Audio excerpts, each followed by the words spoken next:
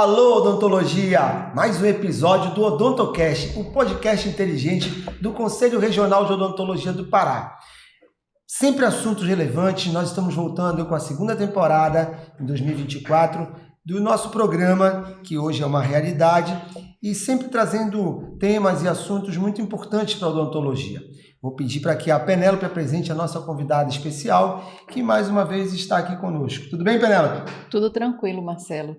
Estou muito feliz hoje, né, abrindo a nossa segunda temporada, 2024, e hoje com a nossa convidada especial que eu vou anunciar, que é a professora Daniele M. A Daniele, ela é cirurgiã dentista, foi graduada pela UFPA, Universidade Federal do Pará.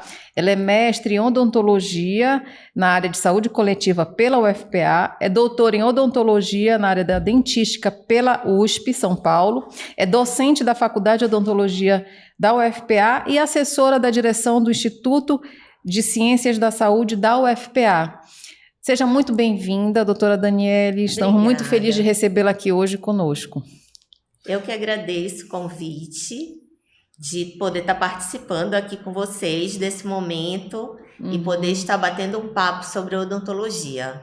Isso, principalmente na especialidade de saúde coletiva, que é a tua área, né? Então, dentro desse momento de toda essa explosão de acontecimentos na saúde coletiva também no nosso país, nós vamos explorar um pouquinho o teu lado docente, né? Já te agradecendo antecipadamente a tua participação em aceitar o nosso convite para o OdontoCast, né? Que a gente tem tido assim uma aceitação muito grande de colegas vendo, comentando.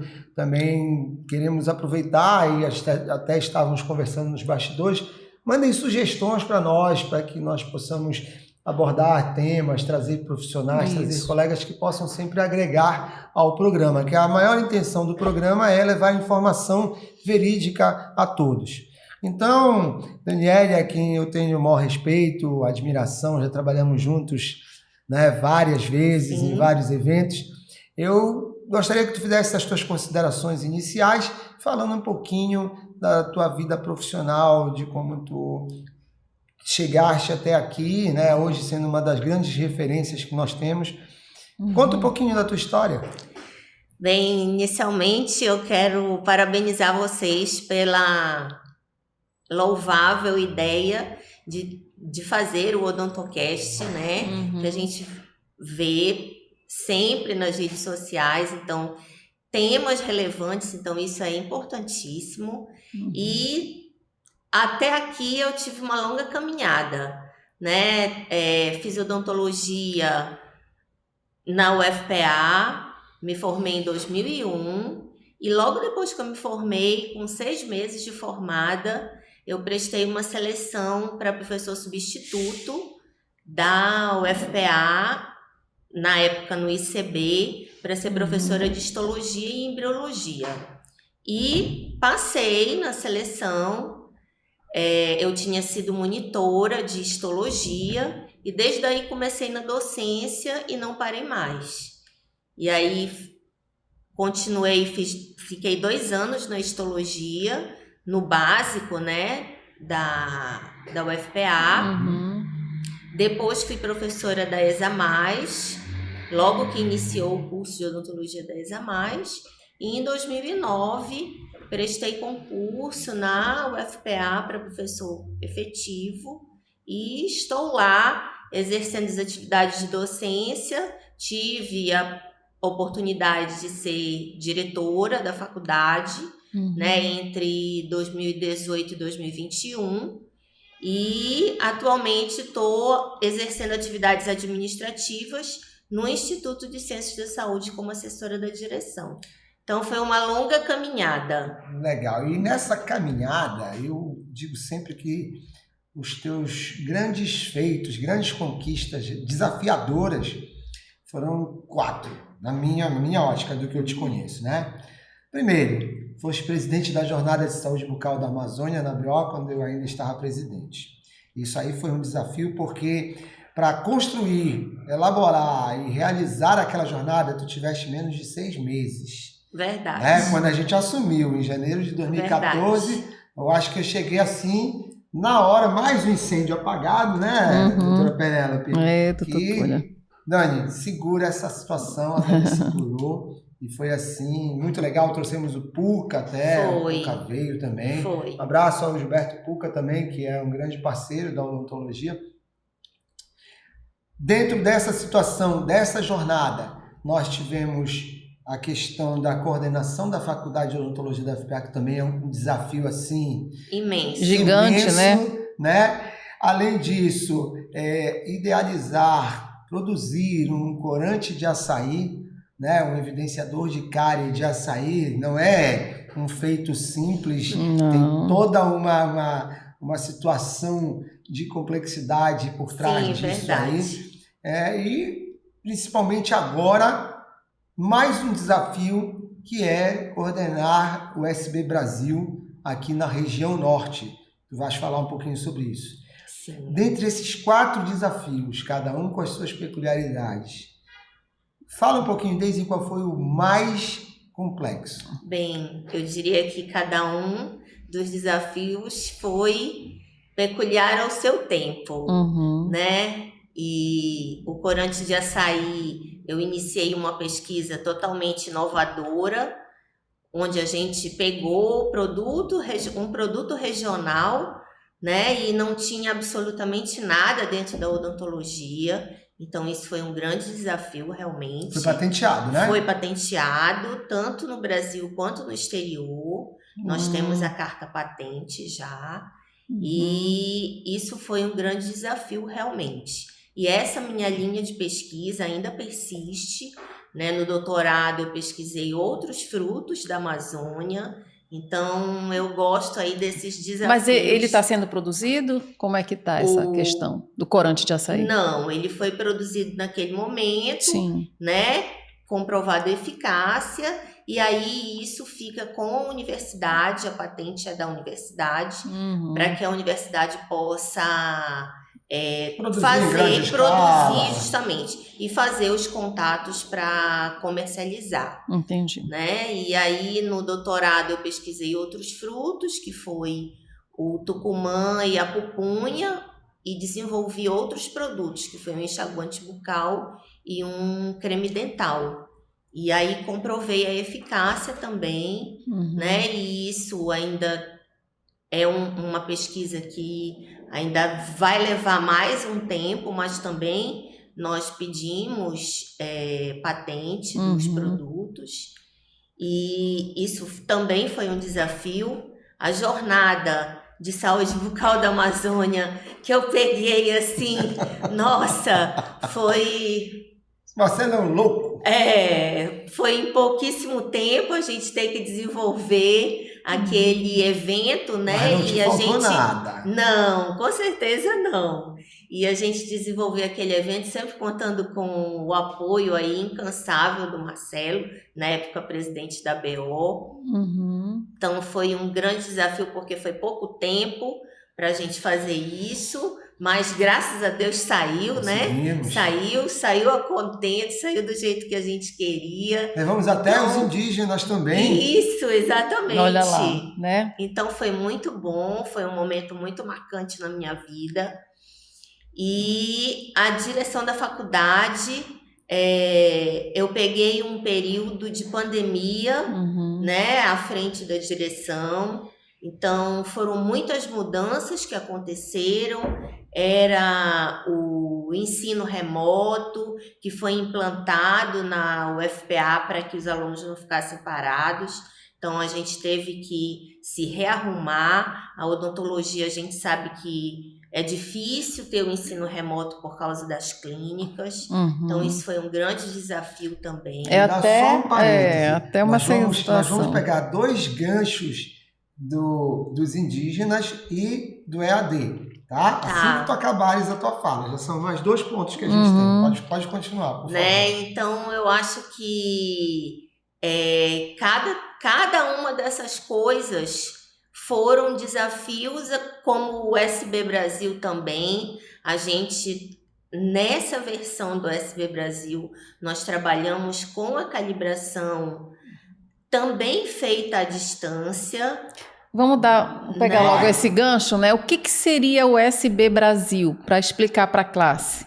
Né, que você que está envolvida aí na saúde pública tem Certo. plena ciência, né? O Mas SB muita gente Brasil- desconhece. Eu vou pedir licença só para o seguinte, deixar ela terminar dos 4, qual foi o mais difícil que faltou essa resposta, para a gente Tá. não perder a resposta. Uhum. Bom, Dani, dos 4, qual foi o maior desafio?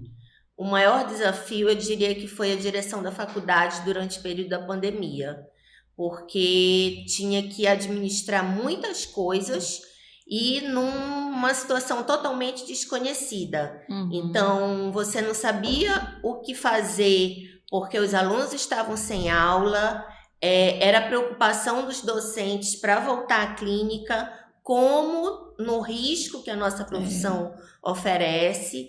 Então, foi um momento realmente muito desafiador, que eu diria que dentre esses 4, eu, apesar de gostar bastante dos desafios, né, mas eu acho que esse foi o mais difícil de ser levado, foi o mais difícil da gente contornar. Legal. Agora eu volto a pergunta para ti, vai lá. Você citou aí o SB Brasil, que foi um grande desafio também para você, né? Está sendo, né? Está sendo. E vamos informar a classe, né? O que seria o SB Brasil, para que serve, como é esse programa? O SB Brasil é a Pesquisa Nacional de Saúde Bucal, né? Então, desde de 86, nós temos levantamentos epidemiológicos de saúde bucal em nível nacional, para que a gente possa traçar o planejamento e as políticas públicas necessárias para a população. E o SB Brasil, apesar de nós termos levantamentos desde 86, tivemos 86, 96, porque eles acontecem a cada 10 anos, né? E em 2000 nós tivemos o SB Brasil, que foi o marco histórico, né, do SB Brasil 2000, que ele teve os resultados lançados em 2003, e a partir de 2003 nós tivemos a implantação da Política Nacional de Saúde Bucal, o Brasil Sorridente. Foi a primeira vez que nós tivemos no Brasil uma política voltada para a saúde bucal. Que virou lei ano passado, 20 anos depois. Que foi o Brasil Sorridente. E a partir daí, né, nós temos a cada 10 anos, tivemos 2000, 2010 e 2020. Que atrasou por causa da pandemia. Em 2020 era para ter início, como teve a pandemia, nós tivemos início em 2021, 22. Nós tivemos lá em Brasília, no CFO, no lançamento do SB Brasil 2021, também. 2022. Aí, e fizemos o levantamento em 2023, 2022, 2023. Tá. Né? Já saíram os resultados ou ainda não? Ainda não. Nós ainda não temos resultados. Então, essa foi uma pesquisa nacional. Então, vocês devem imaginar toda a logística para fazer isso. Essa pesquisa ela foi desenvolvida por uma equipe ou você coordenou? Me conta essa história. Ela é coordenada pelo Ministério da Saúde e setorizada por região. Com as instituições, em parceria com as instituições de ensino. E aí, quem coordenou junto com o Ministério da Saúde foi a Universidade Federal de Minas Gerais. E a Universidade Federal de Minas Gerais fez as parcerias com as instituições de ensino superior também, do restante do Brasil. E aí, nesse ponto, eu estava como referência regional da região norte, sendo responsável pelos estados do Pará e Amapá. E a gente espera que a Política Nacional de Saúde Bucal, né, que o SB Brasil traga resultados para que a gente possa traçar novas diretrizes para a Política Nacional de Saúde Bucal. Assim como nós tivemos os centros de especialidades odontológicas implantados a partir do SB Brasil 2000, né, 2003. Então, a gente espera que tenha novas diretrizes para a Política Nacional de Saúde Bucal Brasil Sorridente. Então, eu vou entrar agora com a Política Nacional de Saúde Bucal do Brasil Sorridente, que neste censo foi contemplada a população a população indígena, os povos originários, porque até onde nós sabemos, e também faz parte do Odontocast, os povos indígenas eles não estão contemplados, assim como os povos ribeirinhos, os povos quilombolas, no SB Brasil. Nesse já vem ou ainda não vem essa contemplação a esses povos originários? Não, o SB Brasil 2020, ele foi um inquérito de saúde bucal na população urbana. Então, no Pará, foram 13 municípios do interior, mais a capital, né? Apenas da população. Seria mais uma amostragem. Apenas, isso, uma amostragem que ela é representativa para a região norte e para o Brasil como um todo. Sim. Né? E somente a população urbana. Então, qual era a previsão? Nós tivemos uma previsão do SB Brasil indígena, né, em 2020, mas que eu acho que com a pandemia e aí a troca de governo, isso deu uma estacionada. Por que nós estamos falando disso, Dani? Porque é uma solicitação, principalmente dos DICEI, né, de que se contemple essa população originária, né, dos originários. Sem dúvida. Porque é uma população que tem um quantitativo bastante numeroso, né? Então, por exemplo, salvo engano, cerca de 80 mil cidadãos brasileiros são de povos originários só aqui no Pará, não é isso? Isso. Só no Pará. 80 mil só no Pará. Entendeu? Então, é uma população muito grande. Sim. É 1% dos cidadãos paraenses, que é uma população de um país, né, maior do que de um país da Europa, ou são 8 milhões de paraenses.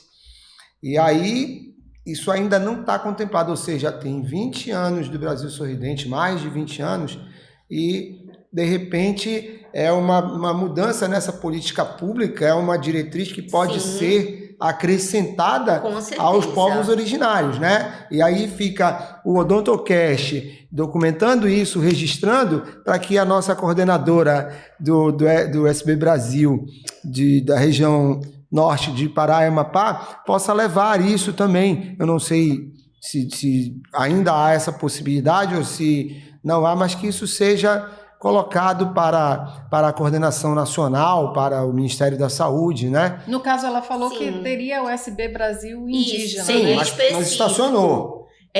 Dentro do SB Brasil, dentro da configuração da pesquisa do SB Brasil, os povos indígenas... Nem os quilombolas, nem os ribeirinhos. Não foram contemplados. Ora, quantos ribeirinhos tu deves ter? Com certeza. Um número muito maior Sim. até do que os indígenas. Sim. Né? E que não estão sendo contemplados na pesquisa que é por amostragem. Então, de repente, isso daí é uma coisa que a gente vai... Principalmente aqui para nossa região, isso seria de grande importância. Né? Mas o Ministério da Saúde teve essa ideia de desenvolver. Eu acredito que esse projeto está parado por enquanto, mas que em algum momento isso vai ser levado à frente. E esses resultados do SB Brasil? Os resultados estão previstos para sair ainda esse ano. Mas a captação deles já aconteceu. Já acabou. A captação acabou. Já. Só vão divulgar. O grande diferencial do SB Brasil nesta versão foi a calibração das equipes, que foi toda feita, né, à distância. Então, isso foi um desafio para a gente contornar também, porque muitos dentistas do interior, ASBs e TSBs, não tinham o domínio da tecnologia para isso. Então, isso foi um desafio, mas que a gente conseguiu contornar, né, para que saísse o levantamento acontecesse. Então vamos aguardar esses resultados. Sim. E que sejam, né, após esses resultados, seja olhado de uma forma bem minuciosa e que sejam tomadas atitudes, né, para melhorar Exato, A porque saúde bucal. no último levantamento que nós tivemos, que foi de 2010, dentre as regiões, nós tivemos as grandes desigualdades e o índice de cárie na região norte, né, o índice CPOD, Uhum. ele foi o único que teve um ligeiro aumento, né? Foi a única região que teve um ligeiro aumento Isso a gente imagina por do conta do índice saneamento, CPOD. do saneamento Então a que ainda gente não é. espera que a gente consiga ver aí Uma diminuição, uma né? diminuição, porque a gente tem uma atenção à saúde bucal, né? Claro que ela não é ampla, mas que já deu Uma grande mudança, né? Já teve avanço. uma modificação. Sim. E a gente já tem mais acesso da população ao serviço odontológico. Isso. Vamos falar um pouquinho sobre educação? Estou te esperando. Né? Então, Dani, sobre essa questão da educação, o que você viu nesses 30 anos, né? Qual foi a evolução do estudo da odontologia nesse período? Nossa, a odontologia evoluiu muito, muito. Se a gente for ver, né, o que a gente tinha anteriormente e o que a gente tem hoje com relação às tecnologias, a medicamentos, informação. Então, a odontologia evoluiu muito. O acesso à informação é muito mais rápido, mas também a gente tem uma qualidade de informação, às vezes, que é duvidosa. Isso. Então, a gente precisa saber equilibrar isso aí bem na balança, para que a gente não tenha uma deturpação, às vezes, de alguns conceitos na odontologia. Eu coloco um adendo nisso, que a verdade dos fatos ela é duvidosa em alguns casos, mas a outra é tanta informação que acaba pulverizando na mente dos acadêmicos ou dos colegas que já fazem uma pós, né, dos profissionais que já fazem uma pós. Porque, para mim, a dificuldade ela é tão grande em disseminação de informações falsas ou pseudo-verdadeiras, quanto tanta informação que acaba não sendo absorvida. Isso eu acho que é uma dificuldade, sabias? É uma dificuldade, não deixa de ser uma dificuldade, porque é uma quantidade de informação muito grande e às vezes você não... Justamente, se perde, às vezes você não sabe qual daquelas informações realmente são reais, né? Então, aí as evidências científicas... Queres ver uma coisa? A gente vai descontrair um pouco. Grupos de WhatsApp, tem gente que não consegue acompanhar tantas informações de grupos de WhatsApp. É verdade. É verdade. Eu sou um. Isso é uma loucura, porque não é só a informação passar de uma forma correta, mas ela ser assimilada também. Sim, mas olha, eu já vejo que é um paradoxo hoje, né, a questão da educação. Por quê? Ao mesmo tempo que nós temos um acesso amplo da informação, é difícil hoje você se deparar com uma turma, né? Me corrija, por favor, se eu estiver errada. Mas deve ser muito difícil hoje você se deparar com uma turma que já vem meio que com uma mente já programada. Por quê? Porque o jovem hoje já busca informação em fontes, muitas das vezes duvidosas, e às vezes você, como educadora, quer mostrar, quer orientar, e às vezes eles querem contrapor as informações. Não sei se isso você presencia muito dessa situação, dessa realidade. Então, na nossa época, né, que não faz muito tempo, né, Marcelo? E que também eu me formei no mesmo ano que você, né? Então a gente meio que seguia ali o que o professor... Vocês são da mesma turma? Não, acho que a gente tem uma diferença de 6 meses. Exato, ela é uma turma antes da minha. Isso. Então, na nossa época, a gente era muito obediente, assim, o professor que dizia, nos orientava, olha, a fonte é essa, busquem isso, façam aquilo. E então a gente acabava sendo, né, muito bem orientado nesse sentido de buscar, claro que não tinha a informação, o acesso à informação né, que hoje é fundamental. Mas meio que nós éramos bem orientados com relação a isso, onde buscar essas fontes de informação. E hoje em dia Hoje em dia a gente tem essa dificuldade, porque ele traz a informação, às vezes, deturpada, Sim. e para ele aceitar, voltar aquela informação, né? Sim, construir, né, na mente. Novamente. Então, às vezes, é difícil, mas com calma a gente consegue. Isso, né? Mostrando que essa realidade existe, né? Sim. E orientando sempre a busca pelas informações que tenham evidência, tenham qualidade, né? que tenham evidência científica, de fato. Então, eu sempre costumo, em algumas aulas, mostrar para os alunos, esses são os sites que vocês podem buscar informações confiáveis, informações baseadas em evidências científicas, para que a gente, às vezes até para construir um trabalho, o aluno, se ele não tiver uma orientação, ele vai trazer informações, informações ali de qualquer site da vida.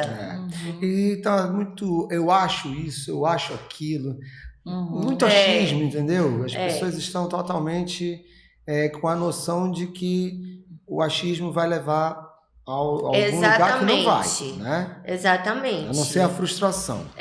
Né? Mas, Dani, me diz uma coisa, falando também da educação, em relação ao ensino remoto que foi tocado anteriormente, qual a tua posição com o EAD?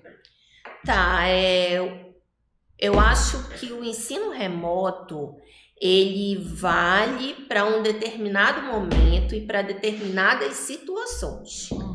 Né? Na odontologia, especificamente, uma profissão essencialmente técnica que nós temos, eu acho impossível você formar um bom profissional à distância. Corroboramos com a mesma ideia. Como é que você vai ensinar para aquele aluno como ele anestesiar? Como é que você vai ensinar uma restauração se ele não praticar?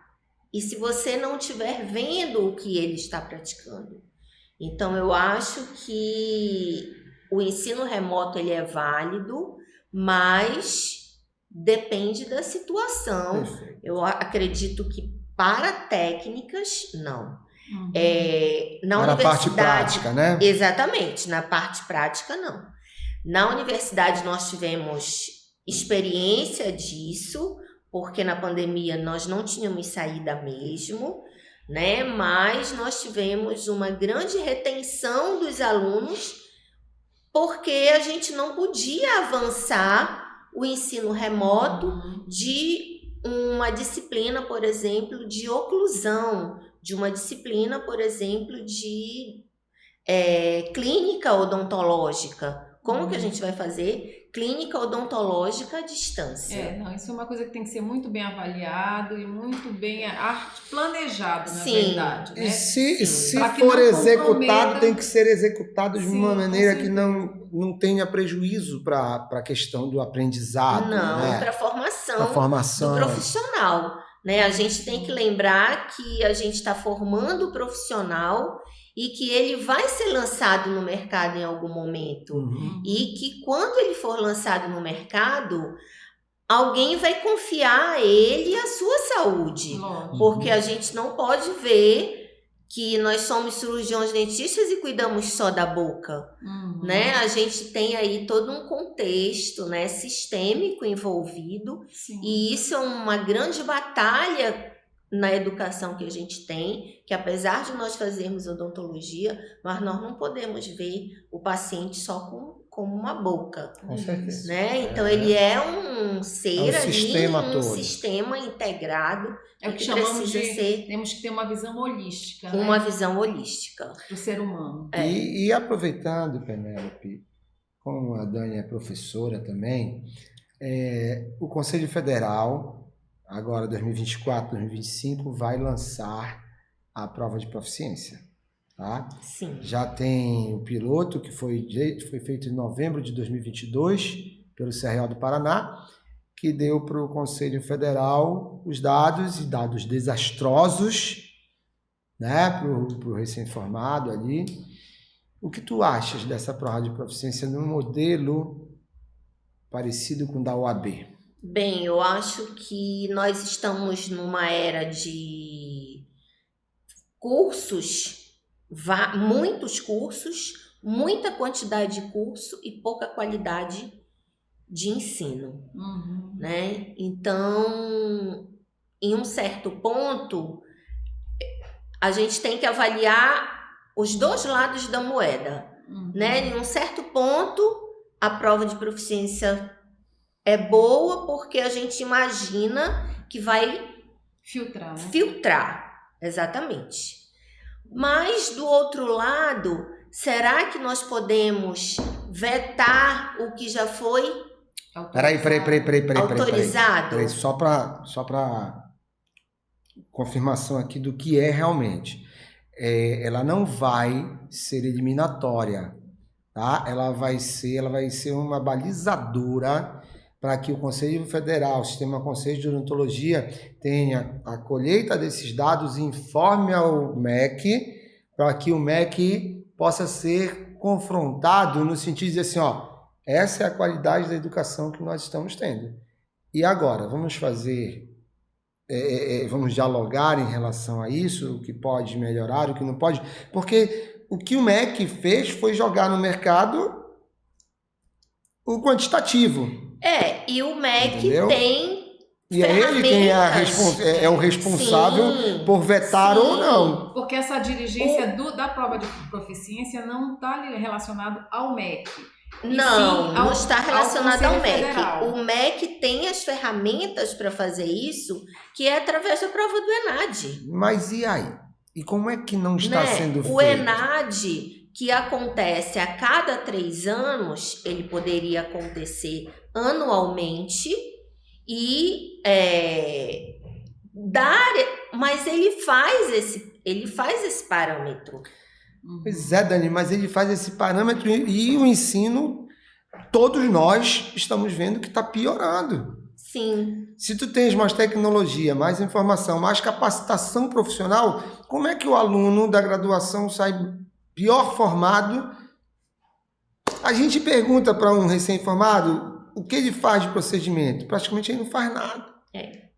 Eu entendi o que você disse, né? Entendeu? Por que fazer uma prova se lá na raiz está o problema? Sim. Muitas das vezes, por que autorizar? Mas é uma briga que o Conselho Federal já se colocou contra o Se MEC. posicionou por quê? Porque Entendeu? tudo chega para o Conselho.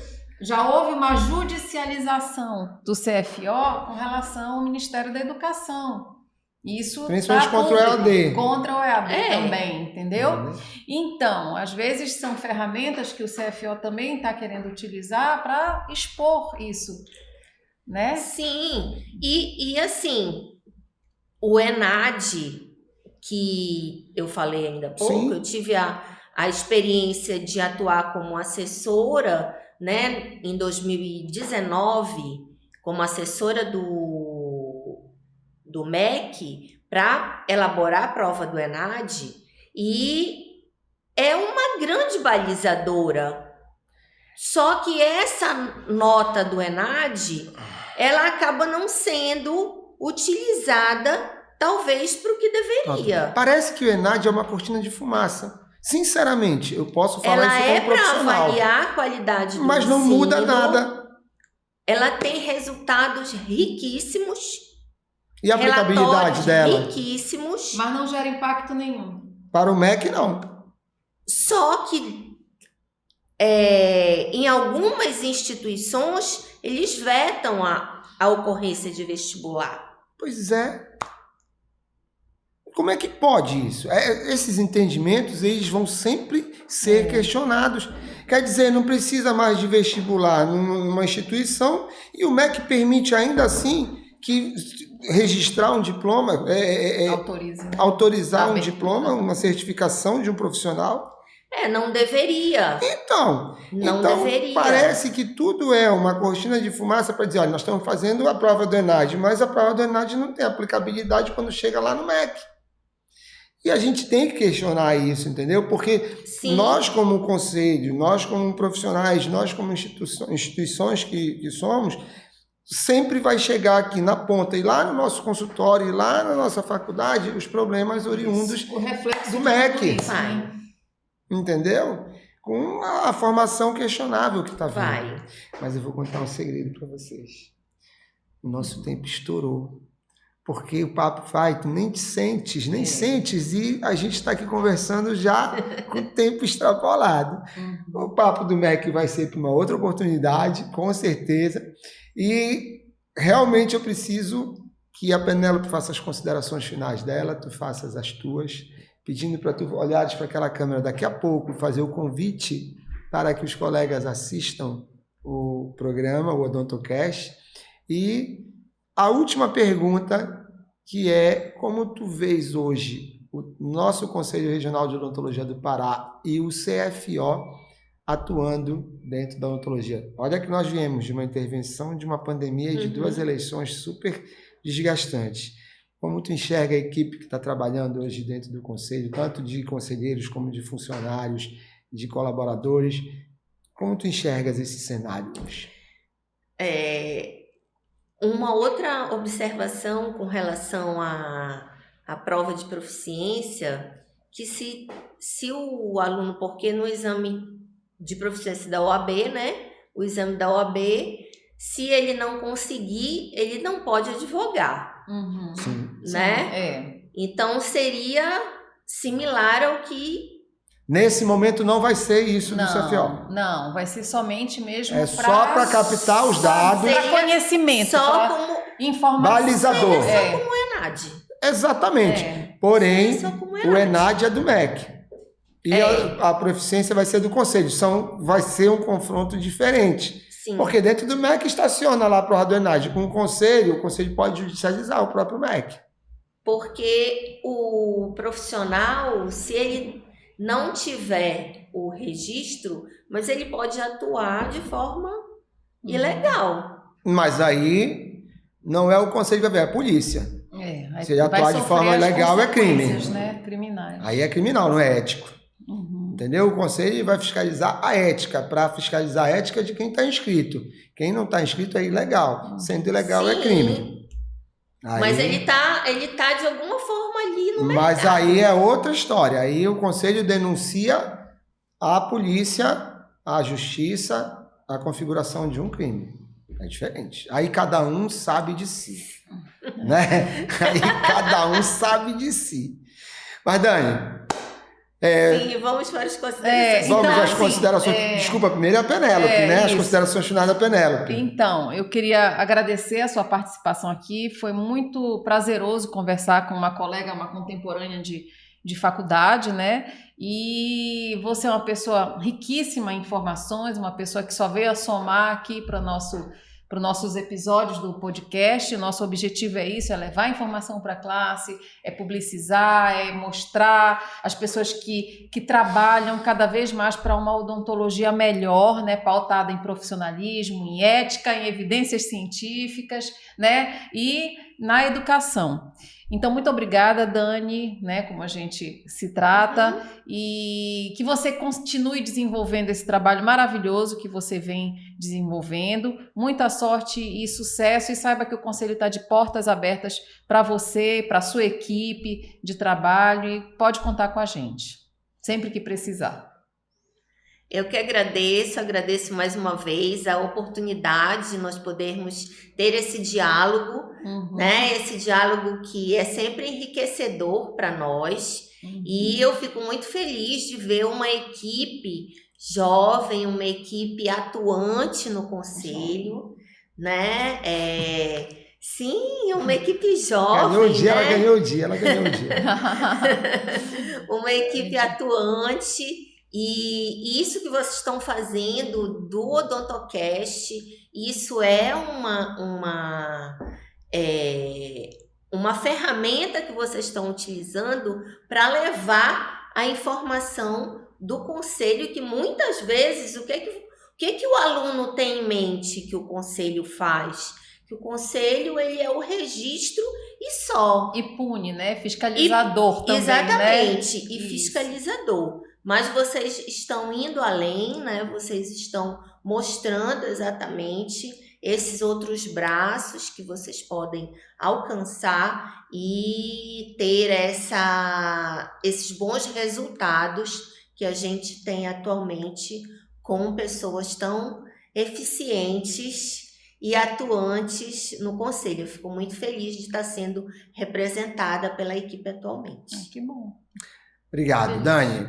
A gente agradece a tua participação, sempre rica dentro das informações, da tua dinâmica, da tua didática, dentro do processo de passar adiante os teus conhecimentos. O conselho ele é uma extensão da odontologia, ninguém é dono do conselho sozinho, nós somos os donos do conselho. E de coração desejo sucesso para você, mais do que você já teve, mais desafios que sejam realmente vencidos, né? Assim como a gente vence também os desafios que são impostos para nós todo o tempo. E dentro de toda dessa movimentação que nós temos, eu realmente vejo você como uma grande referência da odontologia paraense e brasileira, tá bom? Eu vou te passar agora um exemplar dos Sorrisos Brasileiros, que é uma revista patrocinada pelo CFO, é muito legal. Obrigada. Tá? O exemplar do Manual de Práticas Éticas na Odontologia, feito em parceria com a OAB. Certo. Né? E o exemplar do nosso Código de Ética Odontológico. A canequinha é sua, é um mimo do programa, tá? Pedro, um abraço, querido. Obrigado, Labo Dental, patrocinando o Odontocast aqui com as canequinhas. E agradecer também a Penélope, obrigado pela participação, pela sua parceria. Sempre. Ao Gabriel, que é a nossa técnica aqui, que sem ele também a gente não estaria fazendo nada. Com certeza. E dentro desse universo todo, eu espero que a gente possa contribuir sempre e cada vez mais pela odontologia. Tá bom? Tá Fica certo. com Deus. Muito obrigada. Penélope, obrigado também. Um abraço a todos. Faça um convite também. Faz o convite também para assistir ao Odontocast, o podcast inteligente da odontologia paraense. Gente, não percam. Assistam o Odontocast, o podcast inteligente do Conselho Regional de Odontologia do Pará, por favor. Depois de um convite desse, vamos ficando por aqui. Um grande abraço a todos e até o próximo episódio da temporada 2024 do Odontocast, o podcast inteligente da odontologia do CRO Pará.